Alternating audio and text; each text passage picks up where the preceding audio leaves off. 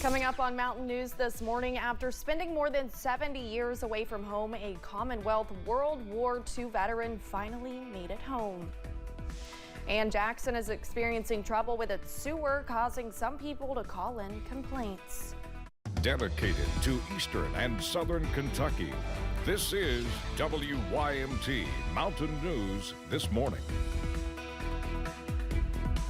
Good morning, I'm Olivia Calfee. We are coming up on 5 a.m. on November 20th. Now let's check in with meteorologist Cameron Aaron for a look at your forecast this morning.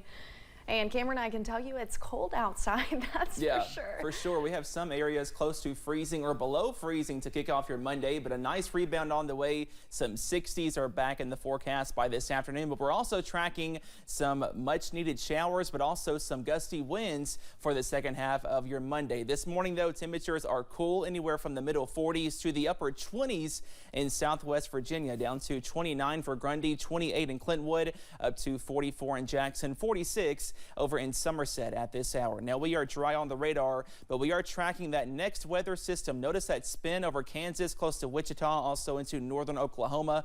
That is our next weather system. That will bring some much needed showers to the mountains for the second half of your Monday, also for the first half of your Tuesday. But we're also tracking some gusty winds as well. We have a wind advisory in place for those higher elevations. More details on that in just a few minutes. But on your Monday, we are tracking temperatures back in the 60s. So once again, we are above average, and the first half of your Monday is relatively dry. A small chance of a few showers, but a widespread soaking on the way by tonight. Those details coming up in just a few minutes. Olivia?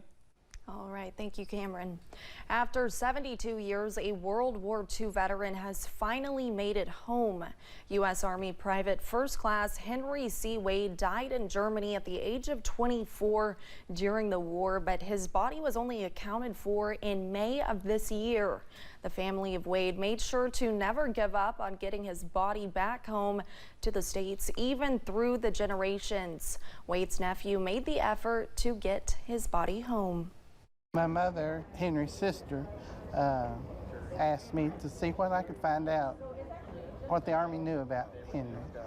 And I just started making inquiries and sort of feeding the fire, I guess you'd say. Private First Class Wade will be buried in Russell Springs on November 29th.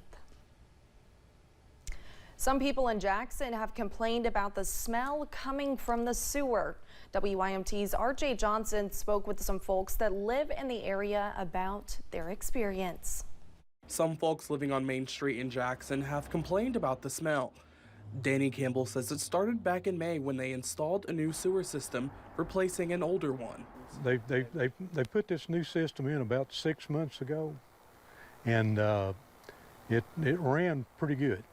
It seemed to be doing pretty good until this lift station stopped a couple of weeks ago. Deborah Miller also lives on Main Street, and she says the smell comes into her house through her bathroom, describing it as unbearable. It was worse down on Lower Main and up more toward town where Danny Campbell lives. It started coming up in her house. The odor was just unreal. I mean, it's just been unreal. Mary Watkins lives nearby and says the smell of it in her house will not go away. It basically stays in my house at some point, especially the back section of my house where the sewer goes out. Miller says officials have tried to help get rid of the smell, however, nothing has worked. They put a filter on our house. They have put charcoal stuff in the manholes, everything. And there for a while, for about 2 weeks or something, we didn't have any sewer gas smell. And about a month ago, 3 weeks ago, it came back stronger than ever. She says Mayor Laura Thomas has done what they can to help the problem. However, they want something done quickly. So we just want it fixed. That's all we want. And it's not they're not trying. It's just that what they're trying is not working. So I feel like that we need to go somewhere else. We need to maybe find some other company or something that could help us. Miller says she's not stopping until the problem is fixed. In Jackson, RJ Johnson, WYMT Mountain News. Miller says she is worried for herself and her neighbor's health because at times it can be hard to breathe. The mayor of Jackson, Laura Thomas, sent WYMT a statement. To read the statement in full, you can find this story on our website. With food-filled holidays like Thanksgiving on the way, doctors are warning parents about the negative impacts this could have on their child's eating disorders.